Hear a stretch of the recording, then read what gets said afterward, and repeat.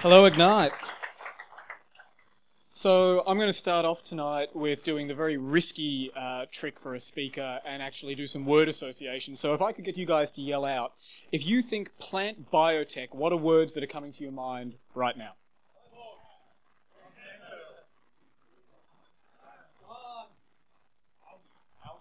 Fantastic.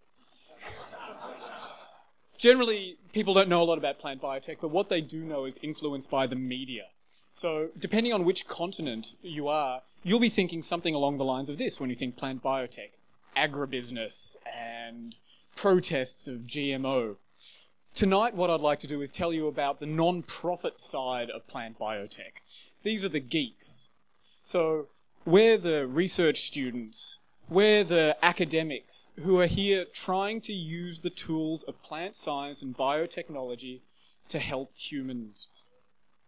So tonight what I'd like to do is tell you a bit about a story about how we're using the tools from right around the world, and these are tools of basic science, and how we're applying them to improve human health. So first and foremost, the question is, why the hell are we using plants? Number one. Well, every time you look out your window and you see something green, you're looking at the most abundant protein in the world. It's called rubisco, and it helps synthesize light into energy. So plants are biofactories. Now what we do is we hack the plant's genetic code. So we put in a code from external. This can either be stable or it can be viral. And we get the plant to do what we do and want it to do, and we get it to express a protein that it normally wouldn't. So some of the proteins that we have the plant express are these sort of proteins that take on whole new traits, like grasses that when they break down, they produce ethanol instead of carbon dioxide. What we can also do is put a protein into the plant that is purely therapeutic, something like epidermal growth factor here, which can be purified out of the plant and be used as a medicine. So what we're doing is we're using these plants for whole new traits that they wouldn't normally do. Now, the function that really gets me coming into the lab on weekends, and I'm a lab-based scientist, is our work with vaccines. Now, why are vaccines still important to talk about? Because right now, around the world, we still don't have equitable distribution of vaccine technologies.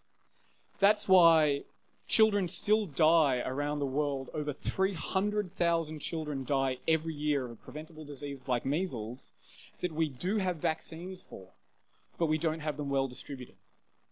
The reason we don't have them well distributed is this is the sort of infrastructure required to produce, manufacture, and distribute those vaccines. And this is a lot of infrastructure cost to set up, as you can see by the shiny things. This is the sort of infrastructure required to make plant-based vaccines. This is, in our research group at Monash University, I can make about 5,000 doses of a vaccine per day. It's this distributed and scalable resource that is the reason that we keep making them. One of the great benefits that we also have is the fact that plant-based vaccines are quick. In 6 weeks, we can go from influenza to creating a pilot-scale plant for producing a vaccine against influenza. And also one of the great benefits is, because of the low infrastructure costs, we can target vaccines against diseases you've never heard of before. My favourite is enterotoxigenic E. coli. This is what I work on every day. So what we're doing is, and what I'm doing particularly, is trying to make these vaccines so easy to orally deliver that even football stars like David Beckham here can actually deliver one of these vaccines. It's a tough goal. Now, we're only a small research group like a lot of academic groups are. We're not a big lab. So what we've been working on over the past 3 years is a tool of modular DNA elements that any researcher in a biotechnology or a bio lab around the world can snap together like Lego. These are different genetic elements that allow people to create their own transgenic plants expressing whatever protein they want, very similar to the BioBricks program, which is being run out of MIT. And if you're going to TED on Saturday, you'll see a talk there. Tonight, what I'd like to do is launch the availability of this. It's not for this crowd, but if you're in bioscience, I'm launching this as an open source Creative Commons licensed project. So that means that whoever you are and wherever you are in the world, you can have the tools to help work to improve human health.